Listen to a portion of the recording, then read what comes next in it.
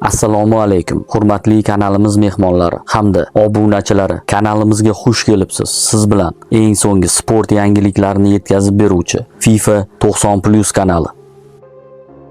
Islombek Ismoilov boshchiligidagi O'zbekiston U17 terma jamoasi 2025-yil 3-noyabrdan 27-noyabrga qadar Qatar yashil maydonlarida bo'lib o'tadigan FIFA U17 jahon chempionatiga tayyorgarlikni davom ettirmoqda. Birlashgan Arab Amirliklarida mashg'ulot olib borayotgan o'smirlarimiz dastlabki uchrashuvda Venesuela bilan 1-1 hisobida durang o'ynadi. Ikkinchi uchrashuvda esa Islombek Ismoilov jamoasi Côte d'Ivoire U17 terma jamoasini 2-0 hisobida mag'lubiyatga uchratdi. Gollar Mo'minxon Bahodirxonov hamda Qahramon Turg'unovlar tomonidan kiritildi. Shuningdek, o'yin davomida O'zbekiston darvozasi tomon penalti belgilandi va penaltidan berilgan zarbani darvozabonimiz Rustamjonov o'zining ajoyib harakatlari bilan qaytarib qoldi. O'smirlarimiz 2-0 hisobida g'alaba qozondi. Jahon chempionati oldidan so'nggi nazorat uchrashuvida o'smirlarimiz Burkina Faso terma jamoasiga qarshi maydonga tushadi. Ushbu uchrashuv 29-oktyabr kuni bo'lib o'tadi.